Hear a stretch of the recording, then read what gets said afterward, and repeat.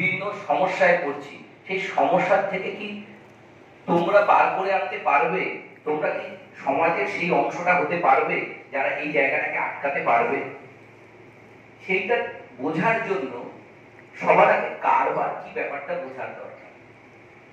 Business মানে কি? আমার দেখো ফার্স্ট স্লাইড, নেক্সট স্লাইড একটু লক্ষ্য করবে। আমরা সকলে শিল্প, ব্যবসা, বাণিজ্য এই শব্দগুলোর সাথে আস্তে আস্তে পরিচিত হবে। 11-12 তোমরা পড়বে এবং যারা অঙ্ক জানো তারা এই প্রথম সাইনটা জানো, এটা হচ্ছে সিগমা, মানে টোটাল।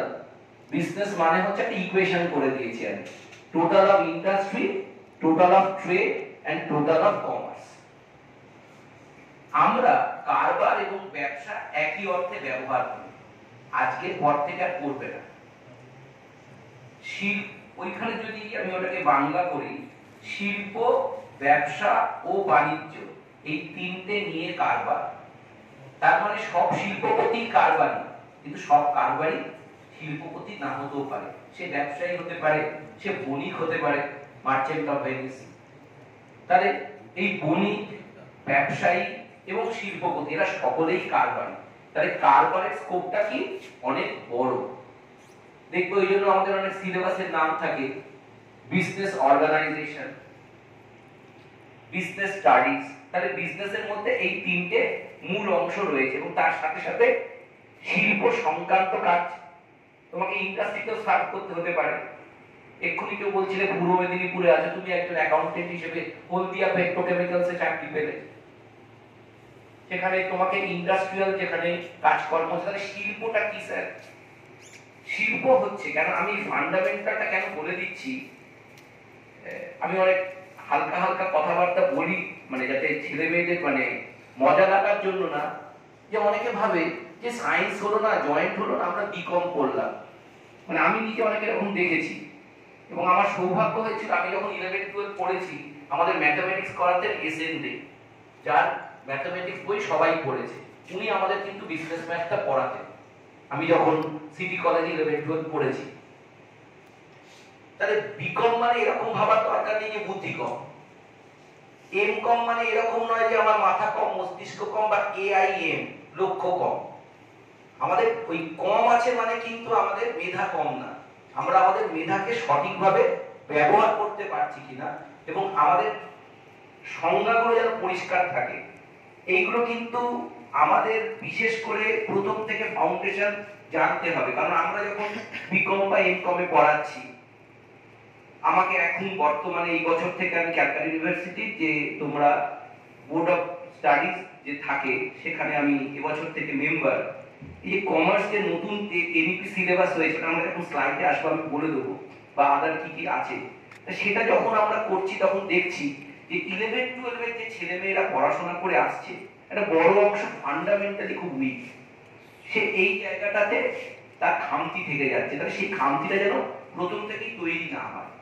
তাহলে আমাদের শিল্পের কাজটা কি, আমি খুব এক লাইন বলে বলে চলে যাচ্ছি কারণ আজকে তো পুরোটা পড়াবার জন্য না, আজকে মূল কাজটা হচ্ছে 11-12 এর পরে জার্নিটা কি।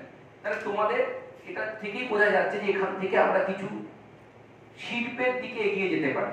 সেখানে কি আছে, অনেকে বলেছে ব্যবসা করবে। শিল্প হচ্ছে সাধারণ মানুষের জন্য, কাস্টমারদের জন্য, যেখানে আমরা প্রোডাক্ট বা সার্ভিস জেনারেট করব, পণ্য বা সেবা তৈরি করব। তাহলে কিভাবে করব না, আমি বিভিন্ন রকম সম্পদ পাবো। সেই সম্পদ আমার বনজ সম্পদ হতে পারে, সেটা আমার কৃষি সম্পদ হতে পারে, সেটা আমার খনিজ সম্পদ হতে পারে, সেটা আমার মানব সম্পদ হতে পারে। তাহলে সম্পদকে আমি পণ্য বা সেবায় আমি পরিবর্তিত করে দিচ্ছি। কিছু কাঠ আছে, সেই কাঠগুলো আমার শিল্পে পরিবর্তিত হয়ে ফার্নিচার হচ্ছে, টেবিল চেয়ার হচ্ছে। টেবিল চেয়ারটা আমার কাজে লাগবে, ওই কাঠটা কিন্তু আমার। তাহলে শিল্প কি করছে, এই কনভার্সনটা করছে। এবং নানা রকমের শিল্প আছে, সেটা তোমরা যখন আস্তে আস্তে পড়বে তখনই জানতে পারবে। বিভিন্ন ভাবে এই কনভার্সনটা হয়। তোমার বাড়ির পাশে 2 কাঠা জমি ফাঁকা ছিল, কয়েকদিনের মধ্যে দেখলে 10 তলা বাড়ি হয়ে গেল। তাহলে কনভার্সনটা হলো। তাহলে বিভিন্ন রকমের সম্পদ, কাঁচামাল পরিবর্তিত হয়ে, তুমি ইট বালি সিমেন্ট ওইগুলো তোমার লাগেনি, তুমি যে 800-1200 স্কয়ার ফিটের ফ্ল্যাটটা হলো, ওইটা তোমার কাছে তখন একটা প্রোডাক্ট। তাহলে এই কনভার্সনের কাজটা হচ্ছে শিল্প। তাহলে শিল্প কি করছে? এই সম্পদ বা কাঁচামালগুলোকে প্রোডাক্ট বা সার্ভিস করছে। তুমি সফটওয়্যার তৈরি করতে পারো ইনফোসিসে গিয়ে, সেটা প্রোডাক্ট নয়, সেটা সার্ভিস। তুমি একটা দোকান করতে পারো যেখানে টিকিট কেটে দেওয়া হচ্ছে, টিকিট কেটে দেওয়া হচ্ছে, বিভিন্ন বুকিং করা হচ্ছে, বিভিন্ন সার্ভিস জেনারেট করতে পারো। তাহলে এটা হচ্ছে ইন্ডাস্ট্রির কাজ। আর ট্রেড কি? ট্রেড হচ্ছে পারচেজ এবং সেল, কেনা বেচা করা। এই যে ব্যবসার কথা বলছিলাম, তোমরা অ্যাকাউন্টসে কিছুদিনের মধ্যেই শিখবে in the books of A tedder. তখন তোমাকে ট্রেডিং অ্যাকাউন্ট করতে হবে। তুমি কি কি কিনলে, তোমার কি খরচ হলো, এবং তার থেকে তুমি তোমার বিক্রি করে যেটা করে রইলো সেটা তোমার মুনাফা। এবং এইটা শেখার জন্য অনেক সময় আমি বলি ছাত্রছাত্রীদের শিক্ষিত হওয়ারও দরকার নেই। এই যে আমাদের বারুইপুর লাইনে সূর্যপুর থেকে এক ঝুড়ি পেয়ারা কিনে যে বিক্রি করছে, সে তোমার আমার থেকে ভালো জানে।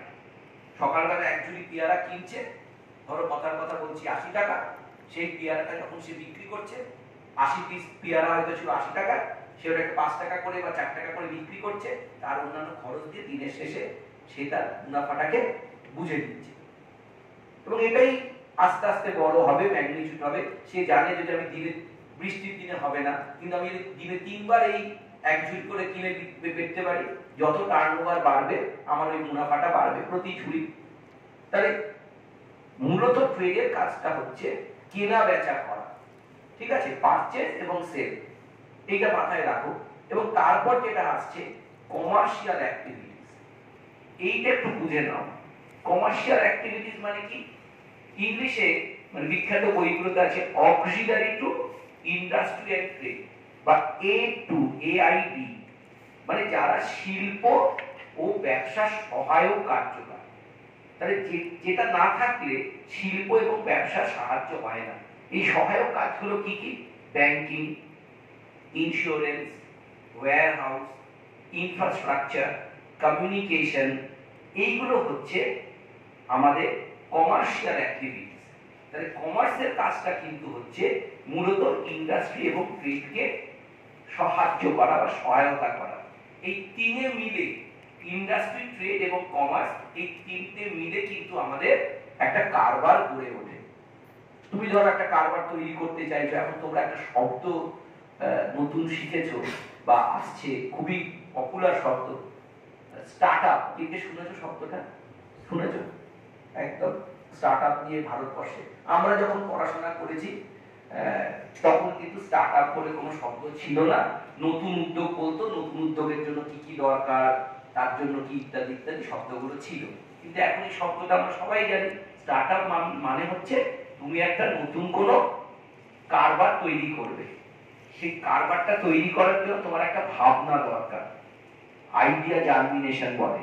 এবং যার মাথায় একটা নতুন আইডিয়া আসবে, সেই আইডিয়াটাকে কিভাবে রূপায়িত করা যায় বা বাস্তবায়িত। একটা প্রোগ্রামের নাম একজন দুজন হয়তো শার্ক ট্যাঙ্ক বলে একটা প্রোগ্রাম হয়, হয়তো খুব ইন্টারেস্টিং প্রোগ্রাম, মানে মোবাইলে অনেক আজে বাজে রিল দেখে সময় নষ্ট হয়, এই প্রোগ্রামটা দেখা কিন্তু ওয়ার্থি। এই যে স্টার্টআপের কথা বলা হচ্ছে, নতুন কারবার তৈরি করতে গেলে অনেক কিছু লাগে। এবং তোমাদের দেখবে সিলেবাসেও দেখবে এগুলো পরবর্তীকালে পড়ানো হয়, নতুন কারবার কিভাবে তৈরি করতে হয়। তার জন্য তোমার মধ্যে কি কি কোয়ালিটিস থাকা দরকার, তোমার চারপাশ থেকে তুমি কিভাবে সাহায্য পেতে পারো, সে বিষয়গুলো আমরা আলাপ আলোচনায় আমি একটু পরে নিয়ে আসছি। তাহলে আমরা প্রথমে পরিষ্কার করে বুঝে দিলাম কারবার বলতে কি বুঝি। এটা হচ্ছে কারবারের তিনটে তাহলে মূল কথা। পরের স্লাইড, নেক্সট। ওই অংশটা বাদ দিলাম, ওই অংশটা দিলাম, যে কোনো একটা জায়গা থেকে তোমাকে একটা প্রশ্ন করা হতে পারে। সুতরাং এখানে কিন্তু ওই জন্য প্রথমেই আমি বলে রেখেছি যে নাই, কারণ এমসিকিউ তার উত্তর করতে পারবে না, বা বড় প্রশ্নের উত্তর ক্ষেত্রে গেলে ওই যে কোনো জায়গা থেকে একটা উঠে আসতে পারে, লাইন টু লাইন পড়াটা দরকার। নেক্সট হচ্ছে brief answer as per act and to the point. অন্য মানে বিএ বিএসসি তে অতটা আইনের প্রয়োগ হয় না, আমাদের কিন্তু আইনের প্রচুর প্রয়োগ হয়, বিভিন্ন আইন ধরে পড়তে হয়। এইটা একটু শুনে নাও। যেমন আমাদের কোম্পানি করতে হবে, কোম্পানি কি এবং কেন, তার জন্য কোম্পানি আইন 2013 সালে বর্তমানে যেটা আমাদের ভারতবর্ষে চলছে, আগে 1956 সালে ছিল। তা মূলত কোম্পানি আইন, ধরো কোম্পানি যখন আমরা করবো তার জন্য কোম্পানি আইনটা জানতে হবে। আমরা যখন অংশীদারি কারবার করব, অংশীদারি আইনটা জানতে হবে 1932। আমি যখন বিভিন্ন কারবারি চুক্তি নিয়ে পড়াশোনা করব, তখন আমাকে জানতে হবে কন্ট্রাক্ট অ্যাক্টটা কি, 1872। আমি যখন এই বিল, এক্সচেঞ্জ, তারপর চেক, এগুলোর কথা যখন বলবো, তখন আমাকে জানতে হবে নেগোশিয়েবল ইনস্ট্রুমেন্ট অ্যাক্ট, ঠিক আছে, হস্তান্তরযোগ্য দলিল আইন। এই তাহলে এরকম অসংখ্য, ইনকাম ট্যাক্স অ্যাক্ট, যখন আমাকে আয়কর করতে হবে, তোমাদের এখন 11-12 এর সিলেবাসে ইনকাম ট্যাক্সও এসে গেছে, ল এসে গেছে, এগুলো আগে গ্র্যাজুয়েশনে ছিল। তাহলে আইনটা কিন্তু ভালো করে পড়তে হবে। এবং এখানে কিন্তু মানে তোমরা হেসে ফেলারই কথা, এখানে এই আইনের উত্তরে কিন্তু কোন রকম গল্প লিখবে না, আমি সেগুলো পরে বলছি। আইন কিন্তু আইনের মতোই লিখতে হবে।